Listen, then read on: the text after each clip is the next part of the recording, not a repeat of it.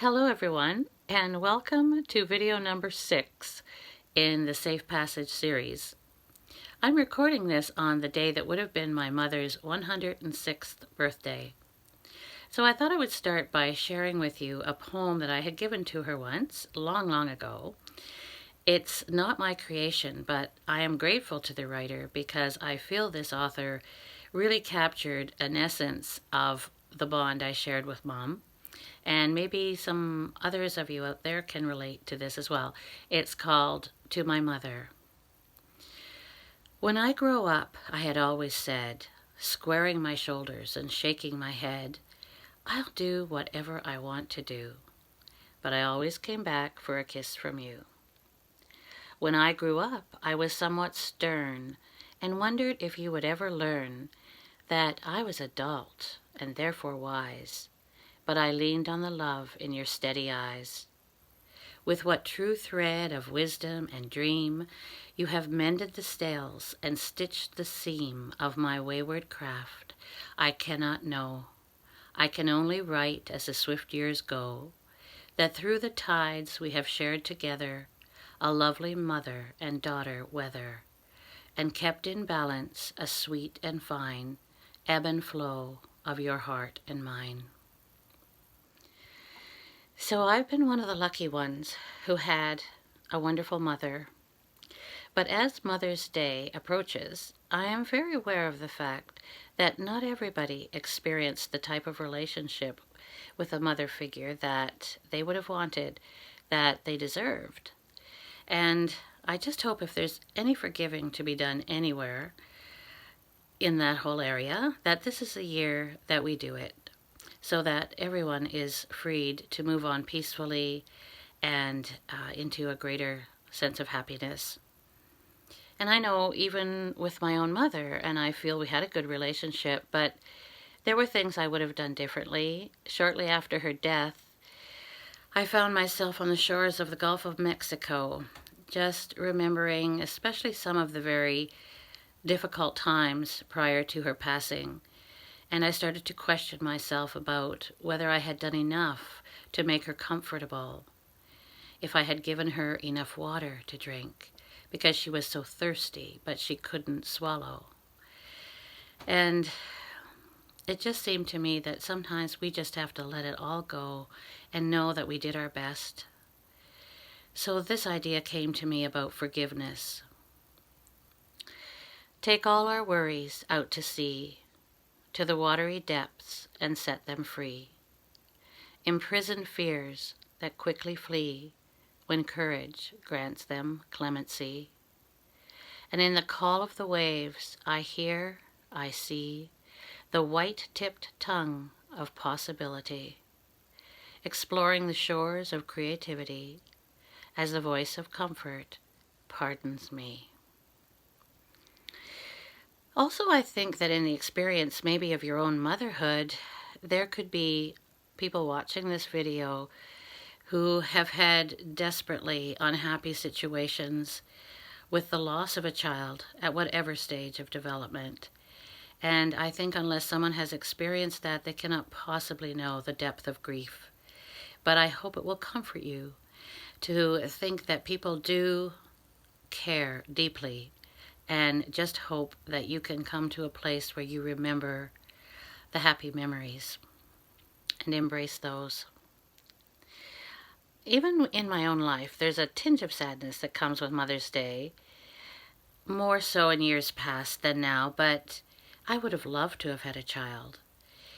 And even if Mr. Wright had presented himself during those years, I have a medical condition that would have made it probably impossible, if not highly unlikely, that I could have conceived a child. But, I think about a beautiful line from a hymn that says, all that I've needed, thy hand hath provided. Great is thy faithfulness, Lord, unto me. And I believe I was fortunate in that, because even though I didn't biologically produce a child, I had so many opportunities to nurture children, either my nieces and nephews, by being an auntie, or especially through being a teacher for a number of years. I remember one time I overheard a conversation between a young student and a friend, and the little girl said, "Miss Sinclair loves us all the same." And I was so grateful to hear that, because I would not have wanted them to think that I felt any partiality. I did love them all. Some of them were a little harder to like on some days, but I did love them. And sometimes people would say to me when I met them, "Oh, do you have children? How many children do you have?" And I would say, "Well, let's see, this year I have 28." And I did think that feel really that they were my children. And I'm even in touch with some of them now through Facebook, which is a great source of happiness for me. But all that being said, there was a day when a little girl walked into my classroom, and when our eyes met, I felt such a shock of recognition, as if somehow I had known her in another life. And that little girl became the daughter of my soul. I taught her in kindergarten, grade 1, and grade 2. And after I was no longer her teacher, her family so graciously encouraged our bond to develop, and I'm so grateful to Mummy number 1 that she was comfortable with me being Mummy number 2, or Ma 2, as I was called. So I've had the pleasure of knowing a daughter number 1, Onida, I call her, and now she's all grown up and has 2 beautiful children of her own. So I am also now a grand Matu. And I've acquired another name just recently, because through this series of poetry, I have been in touch with a young poet in Africa. And he wrote to me saying that just recently he lost his grandmother. And from the content of the videos and just determining who I was, he felt that I reminded him of his grandmother, and would it be okay if he could call me Grandma? So, you see, I've kind of become a mummy and a grandma without going through the traditional routes.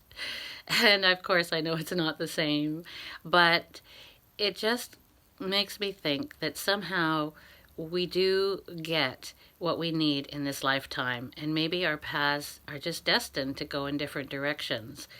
But if we remain grateful for what we experience, I think that that's really the ticket to happiness.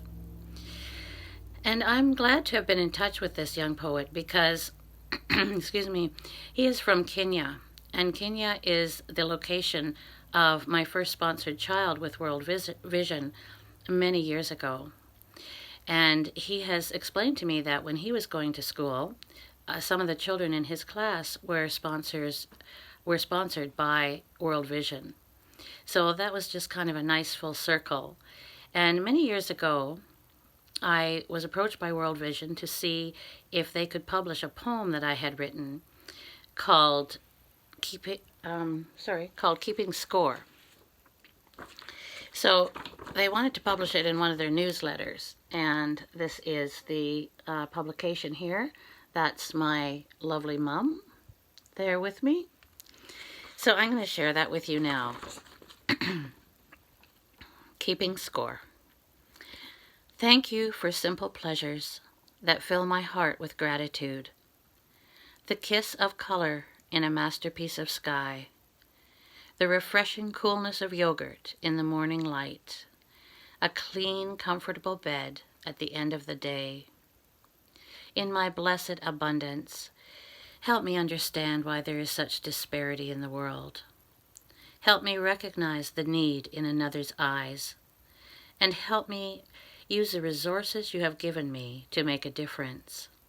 Please help all your children find the will and the way to share our incredible wealth. Help us remember that when we were children, we learned to play fair. So I hope you'll take a little while to reminisce on who exactly taught you to play fair, and to thank them, because I think, especially in this pandemic, having an attitude of fairness is going to be even more essential than ever. And I also would like to share with you a poem that I wrote one time for my mother. And it is published in a number of places, but one of them is in a lovely publication by a woman named Jean Hutchinson. And Jean's husband, Bill Hutchison, was the grandson of a midwife in the area called Mrs. Noon. All of our family were born at Mrs. Noon's house, and I'm sure that some of the people watching this video will be babies of Mrs. Noon. Some people called her Grandma Noon, even though that, again, was an honorary title. But my mother bore all her children there, and one day, shortly after her death, I was missing her, and I went out to the graveyard where she is buried. And as I just sat there, I started to think, I wonder how that was when Mom was giving birth to us. I know that the birth of a baby brings so much excitement. It's such a really exciting time in a family, and everybody kind of has a stake in this big event. So I wondered what she was thinking whenever she gave birth to me. So I'm going to read this for you. It's called Life's Legacy, the Home of Mrs. Noon. 57 years ago, what were the people thinking? Was Grandma Copeland baking bread? Was Grandpa Copeland's Bible read? As their eldest daughter labored in a bed in the home of Mrs. Noon. Was Grandma Sinclair pruning flowers? Was Grandpa Sinclair filling the hours concerned about the task that towered over their grandchildren's mother in the home of Mrs. Noon? Was my father Jimmy pacing? Was my mother Margaret facing many hours of hardship, tracing the well-worn path before her to the home of Mrs. Noon? Were Doug and Donnie haying? Was my sister Shirley saying, "Bring me back a sister for playing," from the home of Mrs. Noon? 57 years ago, what were the people thinking? Were aunts and uncles taking bets on what our family soon would get when all my mother's strength was spent in the home of Mrs. Noon? Was Aunt Margaret telling Uncle Fred some good advice that she had read? Perhaps what experts might have said on raising children from the birthing bed in the home of Mrs. Noon? Was Aunt Hazel busy as a bee with her little baby boy to feed, while Linda played around her knee as Maggie bravely labored in the home of Mrs. Noon? Were the neighbor women baking cakes, or maybe pies, for goodness sake, for they'd know exactly what it takes when a mother brings another child from the home of Mrs. Noon? 57 years ago, what were the people thinking? Was Mrs. Noon quite satisfied? Did her bosom swell with tender pride for the baby girl she lay beside Mrs. Sinclair's pillow in the home of Mrs. Noon? Did Dr. Lindsay have a happy smile for the midwife's labor, for her trials, for the skills she showed as all the while a brand new life was ushered forth from the home of Mrs. Noon? 57 years ago, what was the mother thinking? Another baby girl to raise. By the grace of God, his name be praised. May he guide her footsteps all her days, as she wanders far from the home of Mrs. Noon. 57 years ago, what was the baby thinking? Her journey now about to start, what wisdom would her path impart? Would she travel along with a humble heart from the home of Mrs. Noon? Would she face the world with a gentle soul as the legacy of a life unfolds from the courage that a mother showed in the home of Mrs. Noon? As she held that baby to her breast, did that mother wonder if she'd be blessed with one more visit as a guest in the home of Mrs. Noon? 4 years later, once again, she'd come to this house of a trusted friend. With the birth of Anne, an era soon would end at the home of Mrs. Noon.